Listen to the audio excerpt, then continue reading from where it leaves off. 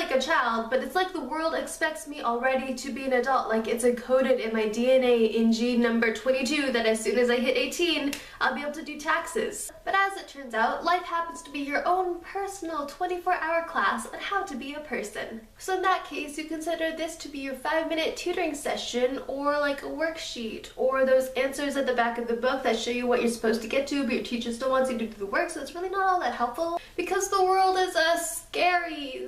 It's so scary. Oh my gosh, it's scary. I'm just scared of it. And everyone can use all the help that they can get. Lesson 1, using this little thing. Did she just say that she's going to teach me how to use my phone? Like, what does she think I am, stupid or something? I know how to text and everything. I can do like 5,000 words per minute with one thumb. So you think you know how to use your phone, but do you know how to call your school and schedule an appointment with a counselor, or call a lawyer's office and ask them questions, or call Apple's tech support and ask them what is wrong with your phone? Obviously not while you're calling on it, because that would be stupid and not possible. I used to be so terrified of phoning people. I couldn't even call my friends. Like, I'd have to get my mom to talk to their parents so we could schedule like a play date. And really the only way to get better is to do it and to get over yourself. I know for me it helps to plan out what I want to say beforehand, or you could even like write it down on a piece of paper and be reading it out when someone else picks up the line, because I know your brain just goes blank and you can't speak English. And hopefully the other person is nice and understanding, so you could just be like, sorry, give me a second.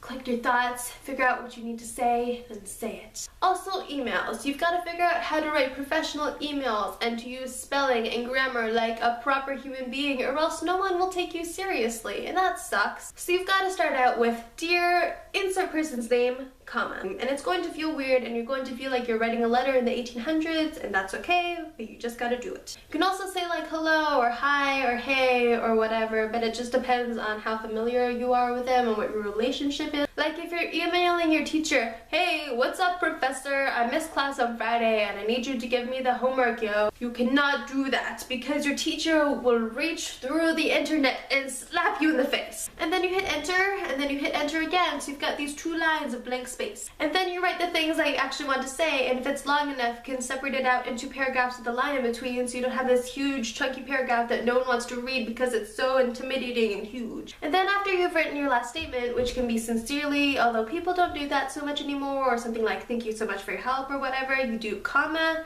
enter, and your full name. Ta-da! You've got this beautiful, wondrous, gorgeous email that you must proofread a cajillion times, because you know that once you hit send, you can never take it back, and always remember to add on your attachments. But wait, we haven't gotten to real life yet. Yes, real life, the not through the screen, unedited, lack of emoji, horror of it all. And obviously I can't cover all of the situations you'll go through because that is literally impossible, but you should check out this channel called How to Adult, where they cover actual things that an adult is supposed to know how to do, like how to do laundry, or how to actually file your taxes, or how to write a resume, which I actually used to write my own resume, and I have a job now, so I think that's good. And one last tip, when you want to know something like whether you can cross the border with your kitty cat, then the internet is your new best friend. Or rather, it's your old new best friend that just doesn't happen to be Tumblr or Twitter or Facebook or YouTube or Reddit.